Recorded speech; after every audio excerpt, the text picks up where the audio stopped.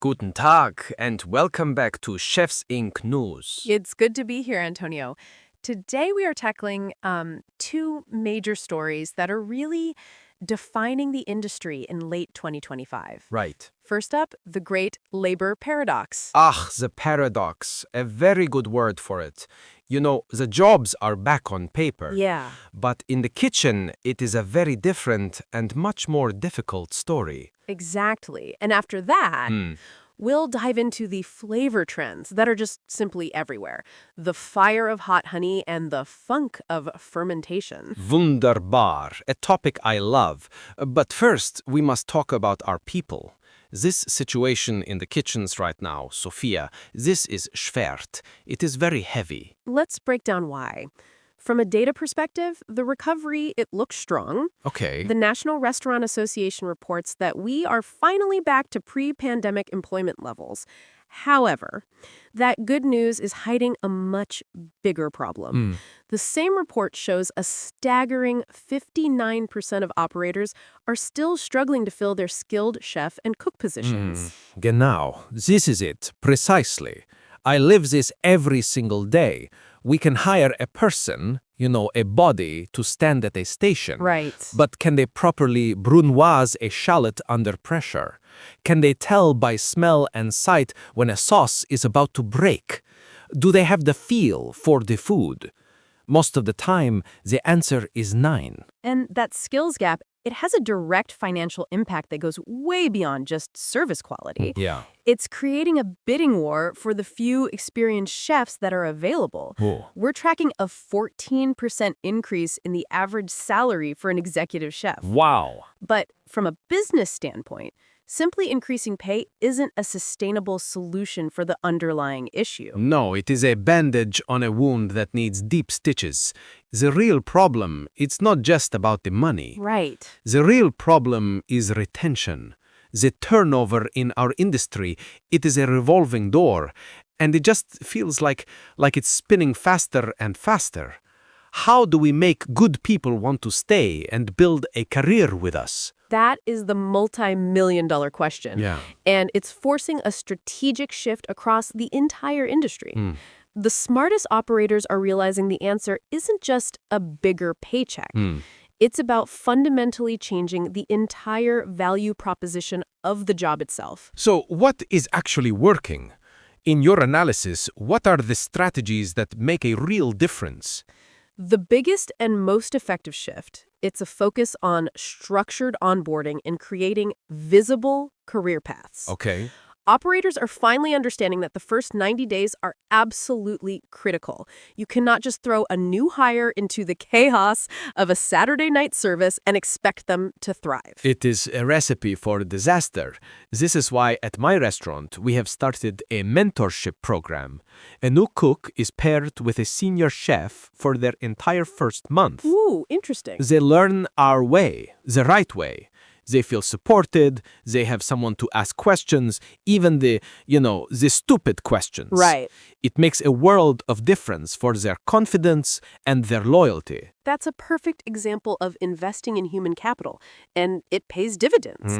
It's about showing a line cook a tangible, believable path to becoming a sous chef or even a head chef, all within your organization. The old disposable model of using and losing labor is officially broken. Yes. The new model has to be about cultivating and building a team. This is right. You must build a family, a brigade that wants to fight together, to win together.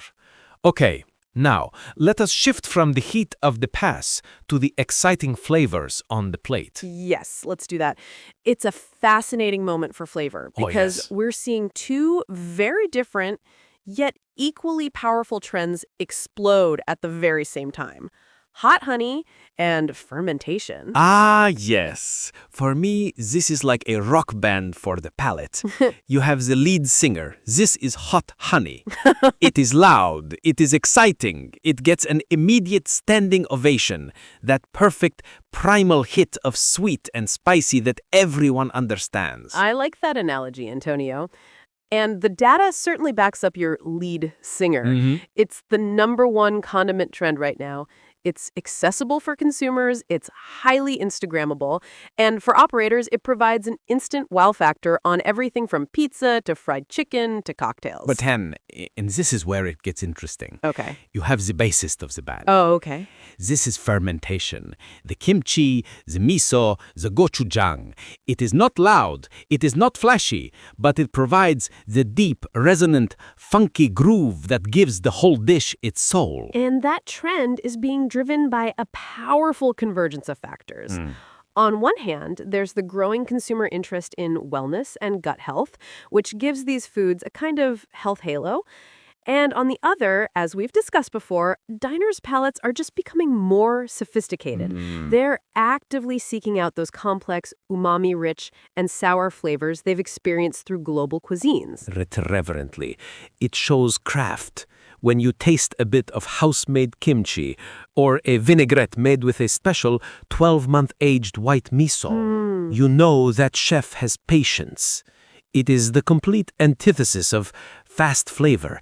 It's slow soul. So, from a strategic menu development standpoint, how do you advise chefs to use this rock band without creating, a chaotic noise on the menu? It is all about the art of balance. Yeah? The lead singer cannot be screaming all the time, yeah? Use hot honey to cut through richness. A beautiful glaze on a fatty pork belly, for instance, is a classic for a reason. For the bassist, for fermentation, you use it as a powerful accent to create depth.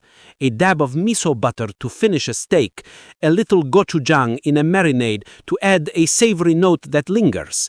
These things add a complexity you cannot get any other way. So it's about using these trends with intent and purpose, not just for the sake of being trendy. Exactly. Use them to make the food genuinely better, to add layers and stories and complexity to the plate. And now, a quick word. This episode of Chefs Inc. News is proudly sponsored by Chefs Inc. Miami. Stay hungry for news. Before we go, Sophia, we must answer a fantastic question we received from Chef Sophia in Chicago. We spoke last week about menu engineering, and she has puzzles, those high-profit dishes that are not popular, and she wants to know how to sell them before giving up. It's a great and very common question from a business analyst perspective. Yeah. The first and most underutilized tool is to empower your front-of-house team. Make that puzzle dish for a staff meal. Get them excited about the story, the ingredients, the technique. Yeah. If your servers are genuinely passionate about it, they can sell anything with an authentic excitement that guests can feel. Yeah, their personal testimony is so powerful. My advice, of course, comes from the kitchen. My strategy would be to deconstruct the dish. Ooh. You know, if it is a complex and expensive duck entree that is not selling, can you use that same perfectly cooked duck and feature it in a street food style taco or on a gourmet poutine as a limited time offer? Oh, that's incredibly smart. Yeah. You lower the financial and the commitment barrier for the guests to try it. Genau. Then let them fall in love with the core flavor in a low-risk, fun way. I promise you, they will come back and order the full entree next time. Excellent, actionable advice from both sides of the pass. Now, here's a question we'd like you to think about for next week. With the rise of AI in the kitchen, what is one creative task, one moment of intuition that you believe a human chef will always do better than a machine? And why? Dankeschön for listening.